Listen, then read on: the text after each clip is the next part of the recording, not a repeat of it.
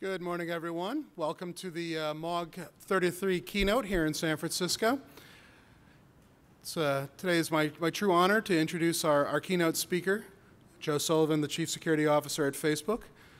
Prior to his time at Facebook, Joe earned his law degree from the University of Miami and then worked in the Federal Prosecuting Office for several years, both in Miami, Las Vegas, as well as here in the Silicon Valley. After that, he worked as the head of safety and trust at eBay for several years, and then joined a tiny little startup called Facebook back in 2008. Joe has has a law degree, is head of security, has worked in safety and trust, and so his background has covered an impressive gambit of our entire industry. And one of the things that has always impressed me about Joe is his willingness to put his time and his energy into the things that he holds dear. It's been my honor and privilege to listen to Joe speak for the last several years at a conference in Dallas that's held every year, run by the Dallas Police Department, called the Crimes Against Children Conference, where several thousand police officers and others who deal with some of the most despicable crimes out there get together to talk about how they can do their jobs better. And Joe has been incredibly generous with his time and his energy and his resources to make that conference a better place. And so it is my honor and privilege today to welcome Joe and introduce him as our keynote speaker. Joe Sullivan.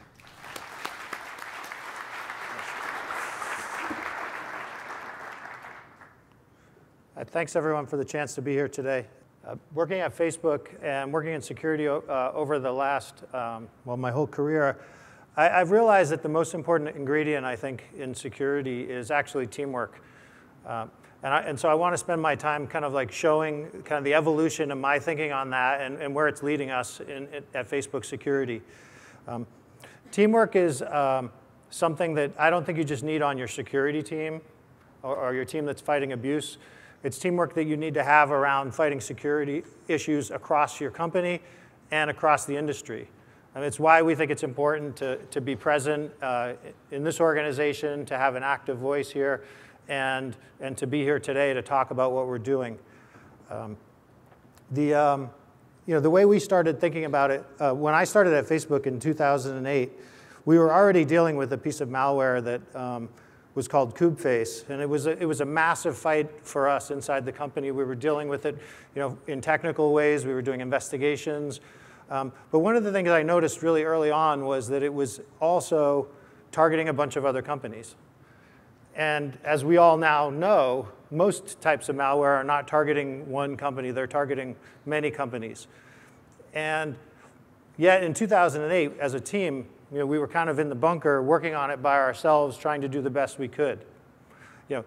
Flash forward a few years to about a year ago, and we became aware of this new malware that was targeting people using Facebook. When we looked a little closer, though, we realized that it was tying together a bunch of different things. It involved the malware created email accounts on Yahoo, then used those email accounts to create accounts on Pinterest and Tumblr. It then took that content and spammed it out on Facebook and Twitter. At that time, though, we knew that we needed to work together, and so all of these companies started talking to each other about this particular piece of malware. And we were able to, working together, come to understand it better. And it turns out none of us were actually the target. The whole purpose of that malware was to generate Bitcoins.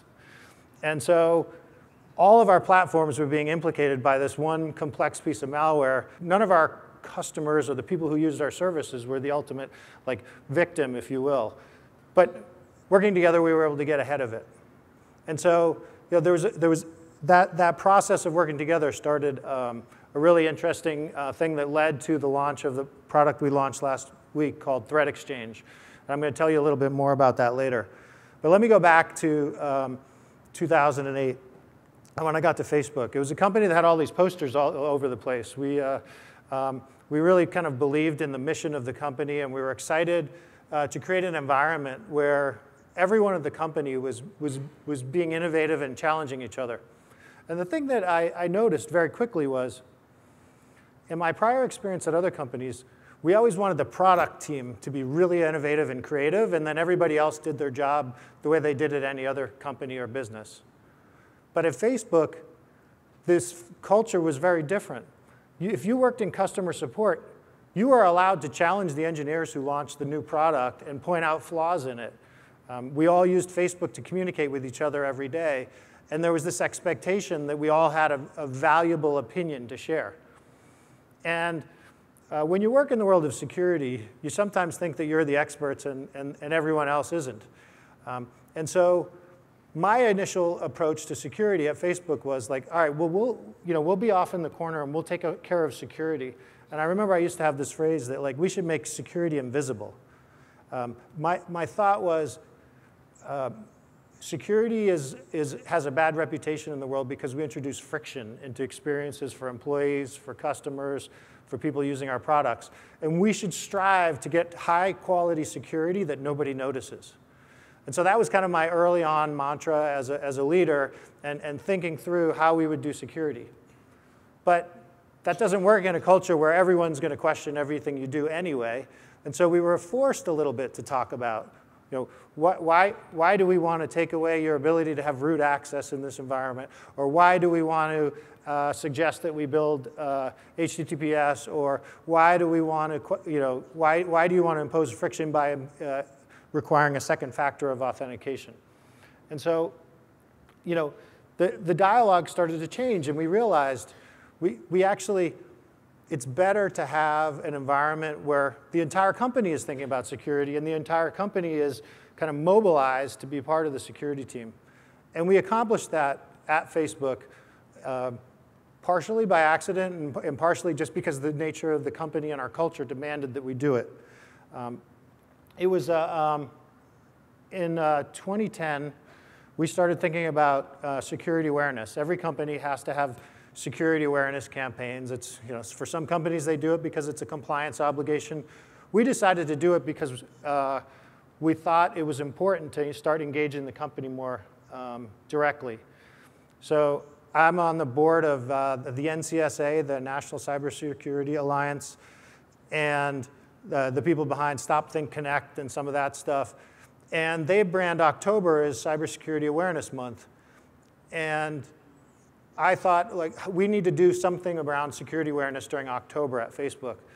One of the guys on the team had the idea, well, we'll call it Hacktober, because at Facebook we put hack in front of everything. So we decided that we would make October Hacktober. And we were thinking about, at the time when we were doing it, we were thinking a little bit about the DEF CON security conference. They have this thing called the Wall of Sheep, where up on that wall is a list of everyone whose Wi-Fi connection or mobile connection or what have you is being compromised because they showed up at the conference without good security. And the idea there is actually shaming people into better security practices, I think. But so we started kind of this, all right, we're going to have a month where the security team is coming after the company. We're going to, on October 1st, we put up a post and we told everyone it's Hacktober. That means the security team is going to show you, because we're the experts, all the different ways you could get compromised and try and catch us. And it actually didn't go over that well, because we're the experts. Employees don't want to be embarrassed. They want to learn. They want to be part of the team.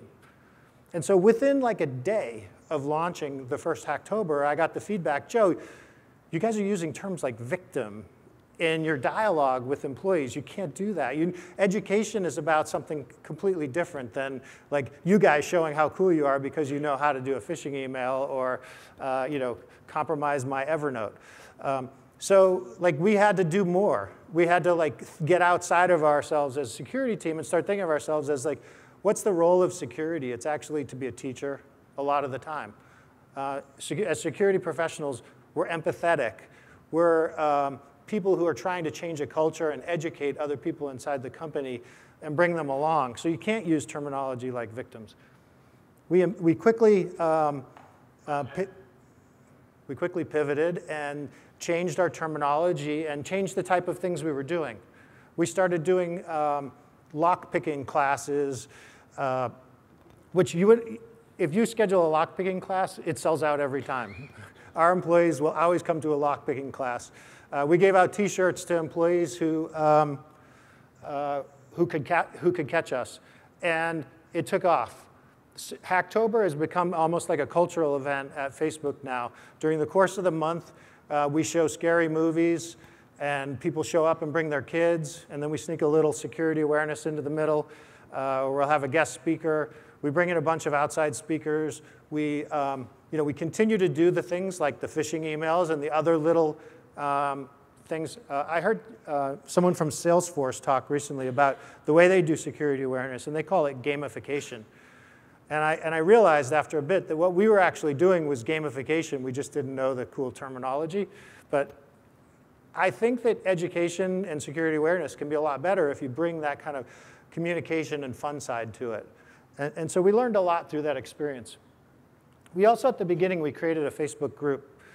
And so inside Facebook, we all use Facebook all the time, and we have these internal groups which employees can participate in or not, as is their choice. And so we created this Facebook group called Facebook Security Discussion. No employee in the company was required to join this group. But if you fell for a phishing email or you wanted to tell us about you caught us doing something, you could go into this group and post about it. Employees were so excited to go into the group and post and show how they caught the security team in the act. Here we are, security team members putting on the eye black and dressing all in black and sneaking around with big cameras outside the windows.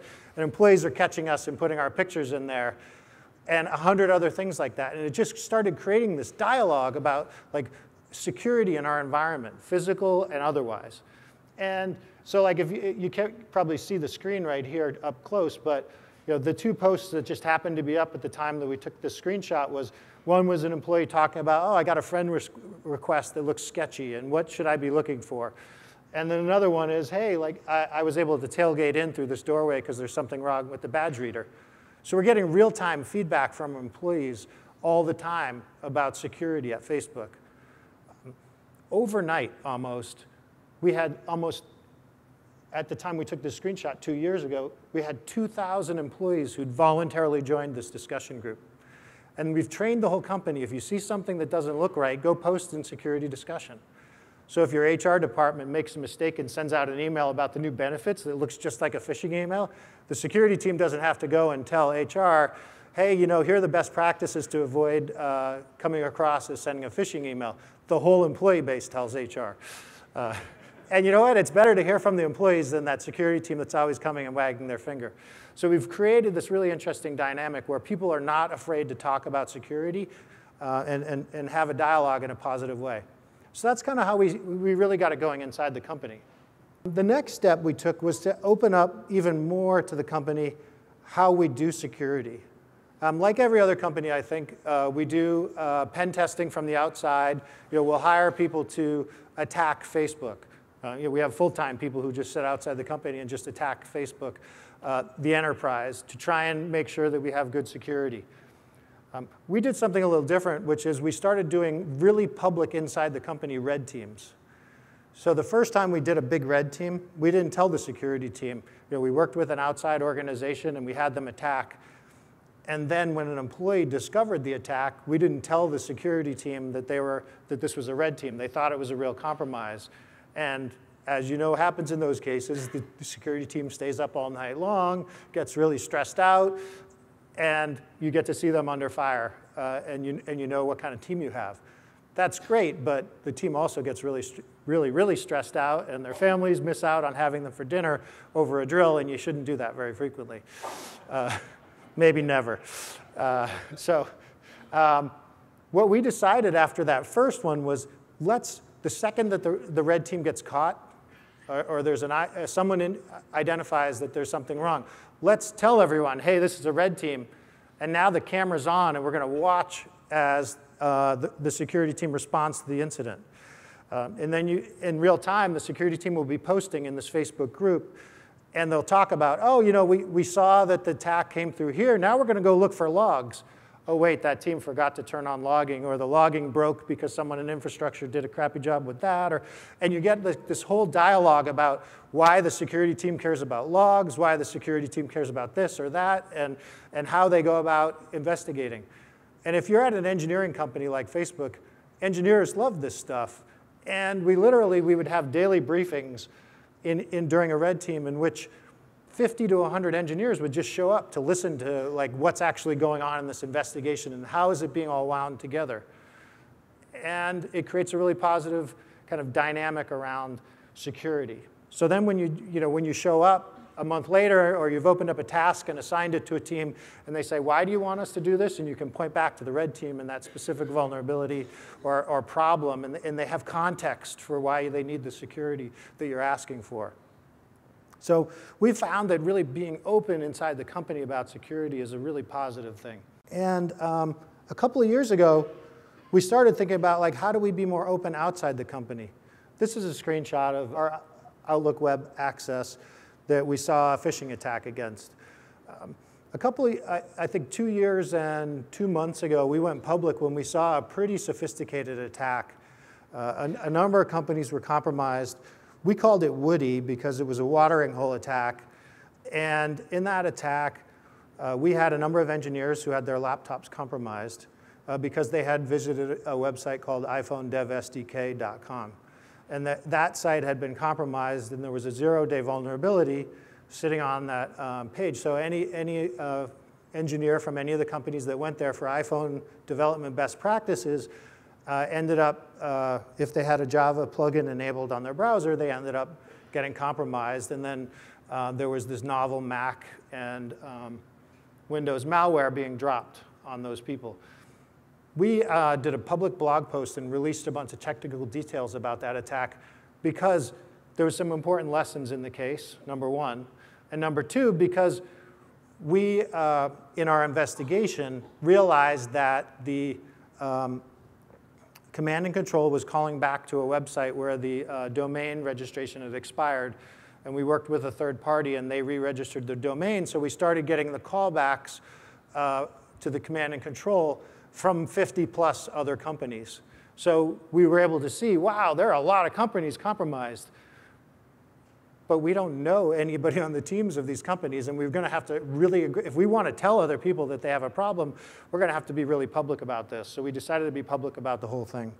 And it was a fascinating experience because when you go public saying that your employees got malware on their computers, you run the risk of a lot of criticism.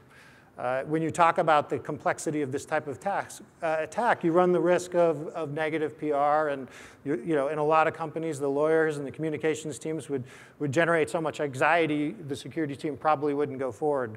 But that wasn't the case here, thankfully, and it's not the case at Facebook. We're comfortable talking about the fact that we're less than perfect and that we're always trying to improve at security. So we were able to go public with this and talk about it.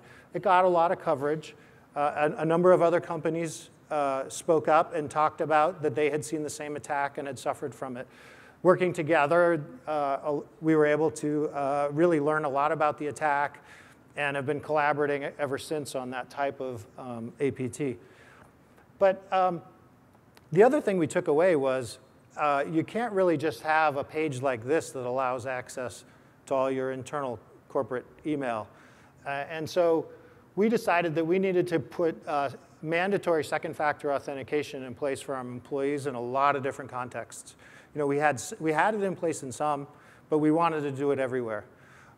And so part of the problem, and I'm probably preaching to the choir here, is that there's a lot of work that needs to be done on second-factor authentication that hopefully you're thinking about and talking about with each other. We ended up kind of with a custom solution, custom being like a glamorous way of talking about a hack-together solution of using multiple different products. So we used Duo and the YubiKey together. We approached it the way we approach a lot of things around security at Facebook. We didn't just kind of go buy a bunch of keys and launch them and mandate that the whole company implement second factor. We we identified these options and a few others. We started a testing group. We opened it up to all employees. We then went around to different teams inside the company and asked them to participate and made sure that the security solution we were going to implement would actually work for our employees. And then we were able to roll it out to the whole company, and it's worked really great. If you know the YubiKey, or if you don't know the YubiKey, it's this tiny little USB button that you can put on your USB port on your laptop. And unless you're like some of our engineers who have 17 other USB connections already, you should have a place to put this. And you just have to tap it to generate a one-time password. At Facebook, it literally became a meme. That whenever you were in a conversation and you didn't know what to say next, or you were frustrated, or you were happy, or whatever it was, you would just hit that key. And of course, that key is also a keyboard, and it would put that string of text in any conversation on Facebook or elsewhere. So we actually even created T-shirts that just had a long string of random text, and they were very popular as well. So a lot of conversations at Facebook still end with a long string of random text. But I think you have to be open to that. At first, the team was like, is the company criticizing us because of this solution? The YubiKey is sometimes a little, you hit it accidentally sometimes, so it's not perfect. So every so often, you have to kind of delete that string of text from the email you were writing. But that's the kind of stuff that if you come into it with good humor, you might go a long way. But if you are afraid of that friction, then you're not going to even launch the product. So the other area where we've really learned a lot about communicating and transparency is through the launch of our bug bounty program. Back when I was at PayPal in 2007, I think, we launched a responsible disclosure policy. And the policy got a lot of positive feedback because in the policy we said, report your vulnerability to PayPal, and we promise we won't refer you to the FBI or sue you. And a lot of companies weren't even willing to do that back then. And we adopted a similar policy at Facebook in 2008. And then a little while later, we were wrestling with the idea, should we start paying people for vulnerabilities? And we decided to do that. And it's been an amazing, amazing success in a ton of different ways. First off, we've found a lot of vulnerabilities, so we've made the service more secure. When it comes to finding vulnerabilities, what's really worked in terms of making it more secure is that we don't just find a single issue. We sometimes find classes of issues that allow us to kind of really dig deep and identify, like, can we build a framework to make this issue go away forever? And so that's been a really a valuable thing for us to actually just substantively get better at security. The second thing is it's built a bridge to the security community around the world. Some people naively think that there are only like a couple of hundred security experts out there who actually have anything of value to add, but that's far from the truth. Through our program, we've identified researchers all over the world who we've been able to build relationships with and who are excited to work with us and who feel like extensions of our team. I went to the Hack in the Box conference last year in Malaysia, and I think like a dozen people showed up who were from the APAC region and who felt like they knew people on my team and felt like they were an extension of the team because they worked with us so regularly, submitting ideas and emails and back and forth and communication. And that network is just invaluable. We've actually hired 3 people from that set of relationships we've built already. One from the United States, one from Brazil, and one from Russia. And we never would have found these people if it wasn't for the program. So it's a great program in that way as well. And then the third way it's been a really valuable program is it's actually gotten us, again, more comfortable talking about security to the world. If you think about bug bounty programs, one of the reasons that companies don't launch them is because, again, they don't want the world to know that they're less than perfect about security. They don't want to talk about and suggest that someone outside the company could ever find a vulnerability in their product, and that's just not accurate. There's no such thing as perfect software, and we have to have that humility and be open to feedback and dialogue about how to get better at security. So that program has been amazing for us. We have hiccups along the way. There certainly are sometimes negative stories Because some companies, when they do these programs, they require the researcher to sign an NDA. We won't pay you unless you sign the NDA. We don't do that. We want researchers to be able to put this on their resume, that they found vulnerabilities on our site and other sites. We want researchers to be able to tell the world about the vulnerability that they found, because one thing we know is when a researcher does a blog post about a vulnerability they found, that leads to 20 other people going and exploring that subset of issues over and over again, and that's good. And so we have never asked for that NDA. We've never tried to silence them. And sometimes that leads to misunderstandings about the extent of a vulnerability or how bad it could have been or whether it was abused, and we have to work through those things. We also have to work through situations where researchers get frustrated in trying to interact with us. Probably the biggest growing pain with the program was dealing with the fact that our researchers are global and they speak so many different languages, and we don't. And so we've had to learn how to communicate better and bring people onto the team who can communicate. And certainly the highest profile example of that was a young man named Khalil, who was in the Palestinian territories a couple of years ago, found a vulnerability, reported it to us, but we didn't understand his report. And then he got frustrated and demonstrated the vulnerability on our site and posted the video online. And that put us in an interesting situation because we don't pay people who use a vulnerability to exploit it against real people. And we held to our principle on that, and we didn't pay him. But the security community raised money and paid him independently. And the happy ending to that is that he's continued to do research, and he's actually been a contributing member of our White Hat program, and we have paid him for other vulnerabilities. So even when there are bumps in the roads like that, where CNN sends a camera crew to his house and portrays you as the bad guy, in the end, it all works out. If you're willing to kind of bring that attitude around trying to get better all the time. I think about 2 years ago, we decided we need to make it an intentional part of our security team to always talk about what we're doing and do more to give back to the security community. And so this is just a few examples of the things we've started doing. We're funding research. We're contributing to open source projects. We've started our own open source projects. And we're paying out prizes and awards and participating in a lot more different events.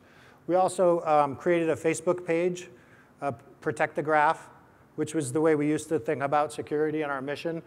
So there's facebook.com/protectthegraph is for a technical audience. We're not trying to get hundreds of thousands of people going to this page, but it's a place where when we do something that we want to share with the security community, we'll do a post about it.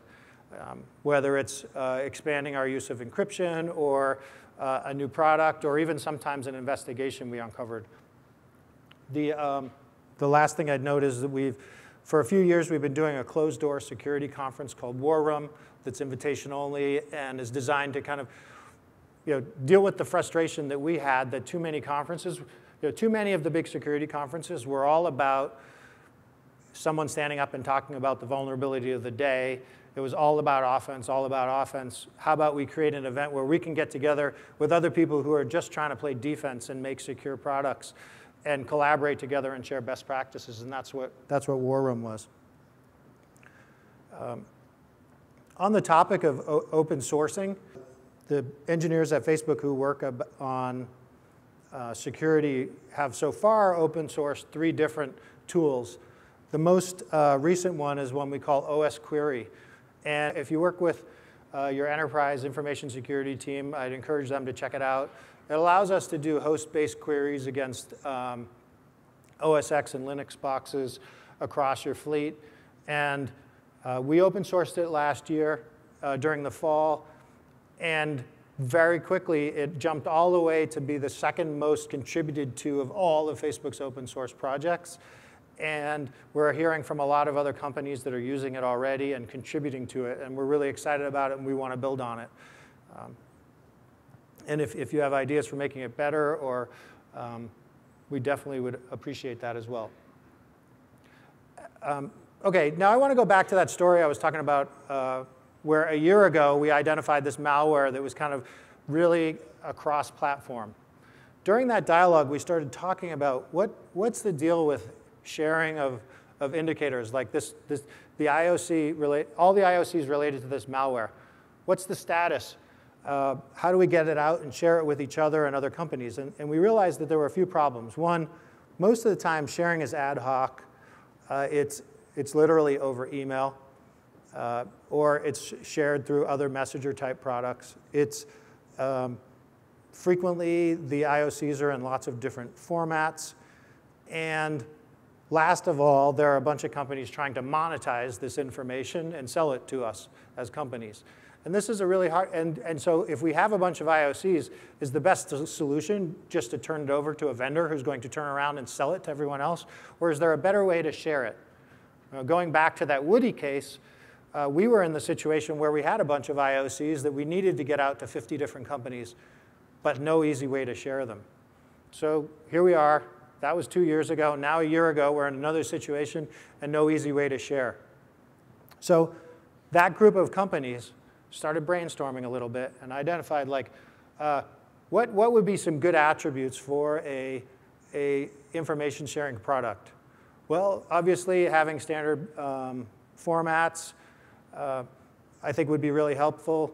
Not having to build a bunch of custom infrastructure at each company, that would be helpful. What about if it was on a platform that was already built for scale, that had APIs that lots of other companies already plug into? That was something that we could offer. And then last of all, a big challenge when it comes to sharing IOCs is privacy controls. When you get a small group of companies together to talk about sharing information, everyone always has in the back of their mind, like, OK, how do I do this sharing in a way that doesn't undermine the trust I'm building with the people who use my service? How do I segment the personal information away from the other IOCs? What if I sometimes can share personal information between subsidiaries or between different companies that share a relationship with the customer? How do we get kind of that granular privacy control that allows me to feel comfortable using this platform and putting my data on it and then sharing it in ways that I want? Fortunately, that's a topic that we spend a lot of time thinking about at Facebook and have really invested in over the years, and that is getting to understand how people want to share information with a certain audience, but not with the rest of the world, or sometimes with everyone. And we decided to get to work. We had this threat data platform where we were taking all the IOCs that we were already receiving and using them to make sure that when we get an IOC, it's run against all of our corporate assets, such as our enterprise email, and it's run against our site so that the people sending messages through Facebook are also protected. And so we decided to build what we now call Threat Exchange. We set up with that group a few rules, some predefined data types, and we got it going pretty quickly. We learned over the course of the last year, and then last week we got to a place where we were ready to launch it. And literally within the first 24 hours of launching it, we got over 100 requests from other companies to participate. I think that they're probably 5 times that now. And we're really excited about that. We set up a page so that people could, it's at threatexchange.fb.com, where companies can indicate their interest. We're really focused on kind of, like in any trust context, moving slowly. We want to bring together the companies that are not just there to take data, but are there to share data and help. Because if we contribute known bad URLs, that's great if it helps you. But if you contribute known bad URLs, that's even better because it will help across the ecosystem. And so we're really building that out over time now. And we're excited about the willingness to participate. We've gotten some good feedback about, like, again, consistency in formats. How do you make sure that all the different threat sharing platforms are interoperable and things like that? Unfortunately, we have engineers dedicated to this, so they're working on it. And we're excited by it. We've already seen some good stories of it adding value. And I think it's important for this audience, as you think about messaging and communication going forward, the more we can share. Like, as we all know, I think one of the biggest challenges in the world of security is not knowing what the next attack is going to be.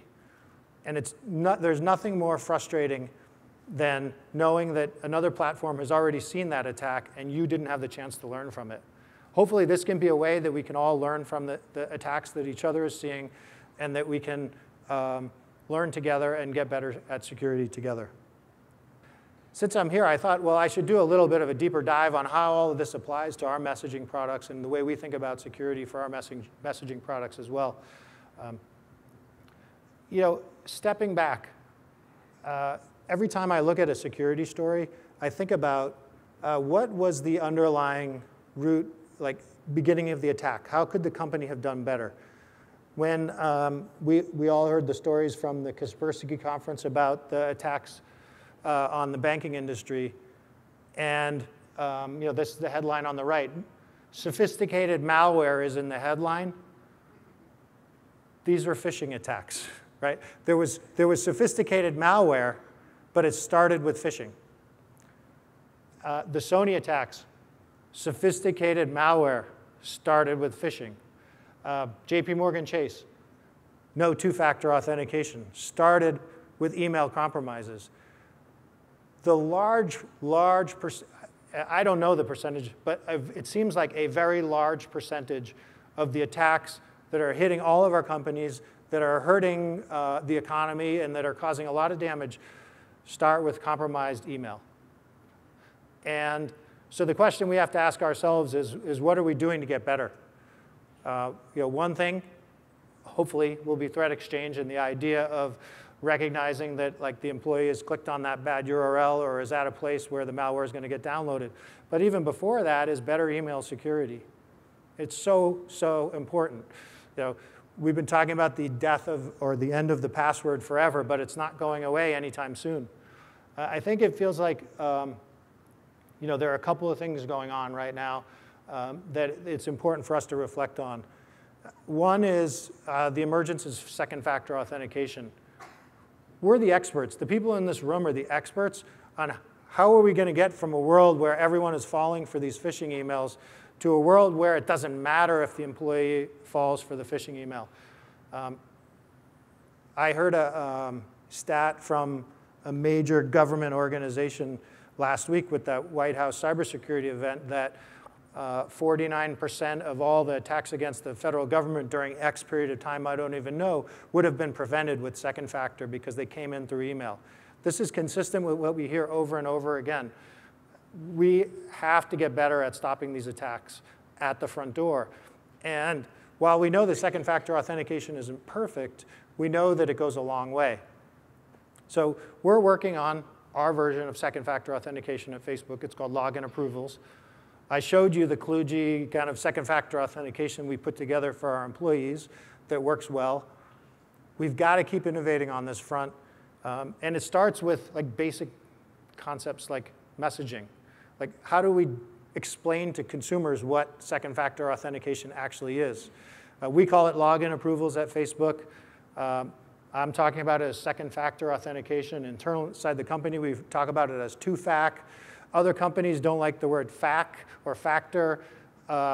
And some people call it two keys. I remember when phishing started to become a big problem. And for the first year, it seemed like we couldn't even agree on what we called it. And then we all settled on phishing. And now everyone knows what phishing is. We can't always stop it, but we at least have a common terminology. I don't think we have a common terminology for second factor authentication. Those of us who care and are trying to use second factor authentication have a half a dozen apps on their phone and still get some of them through texting. There is so much work we need to do as an industry together to get this idea out to implementation in a way that the world can use it. So I just wanted to kind of digress on that topic for a minute because I think there's no one more in position to address this than you, I think. With regard to messenger security at Facebook, we certainly have threat exchange running against it. We have been implementing more encryption along the way. And we've gotten pretty good at spam detection, particularly on attachments. But again, I really think second factor authentication is something that I want to start pushing more on the people who use Facebook, but it's going to require a lot more collaboration about how it works, how it should work, and what the messaging should be about it. Another interesting aside, I think, on the issue of messaging and the challenges that face us that I hope that you as a group are thinking about is the move towards encryption, the move towards end-to-end encryption in particular. I know that a lot of people worry about spam and abuse and being able to filter and detect that spam and abuse in a world in which people are implementing end-to-end encryption. There are more different messaging apps that are going to be out there implementing end-to-end encryption, and there are more plugins and layers on top of other kinds of, like, if the companies that manage the main products don't build it, other people are going to build it, and consumers are demanding it, and so there's going to be more and more end-to-end encryption. And we're going to have to figure out how to do all the different types of abuse detection in that world and that environment. I mean, we see it already with Facebook, where Facebook Messenger does not have end-to-end encryption, but there are lots of plugins and ways that people can encrypt their messages end-to-end, and we've always worked behind the scenes to make sure that those don't break messaging and that we don't break their products. So I think there are some interesting challenges. I think it's great that you're here. I think that it's great that you're really thinking about expanding the definition of your scope from beyond email into all types of messaging. I think that this is an exciting and important time with hard challenges ahead, so I'm glad to be here with you. I've got, I guess, a little more than 10 minutes left, and I wanted to leave time for Q&A, so I guess we have a microphone, or 3 microphones here that I'm happy to take questions.